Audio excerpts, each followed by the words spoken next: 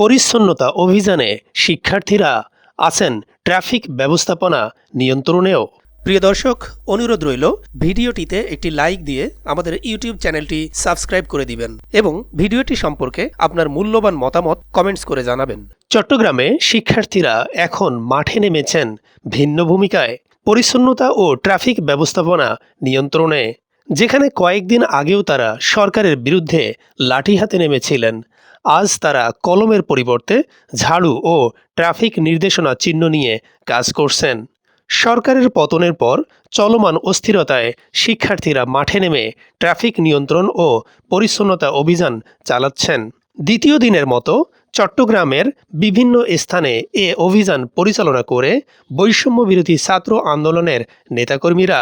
তারা সাধারণ মানুষকে যত্রতত্র ময়লা না ফেলতে অনুরোধ করেন এবং বিভিন্ন স্থাপনার দেয়াল লিখনও মুছে দেন।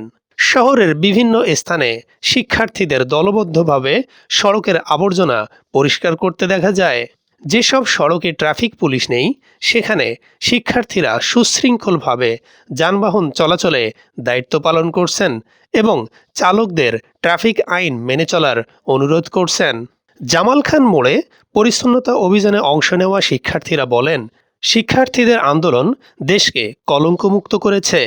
আমরা চাই দেশের পরিস্থিতি সুন্দরভাবে চলুক এবং সবাই সচেতন হলে একটি সুন্দর দেশ গঠন করা সহজ হবে। শিক্ষার্থীরা আরও জানান, বৈষম্য বিরোধী ছাত্র আন্দোলনের সমন্বয়করা শিক্ষার্থীদের সাধারণ মানুষের পাশে থাকার আহ্বান জানিয়েছেন এবং আমরা সেই আহ্বানে সাড়া দিয়ে বিভিন্ন এলাকায় কাজ করছি। নতুন সরকার গঠন না হওয়া পর্যন্ত আমরা সাধারণ মানুষের দুর্ভোগ লাঘবে সাধ্যমতো পাশে থাকব।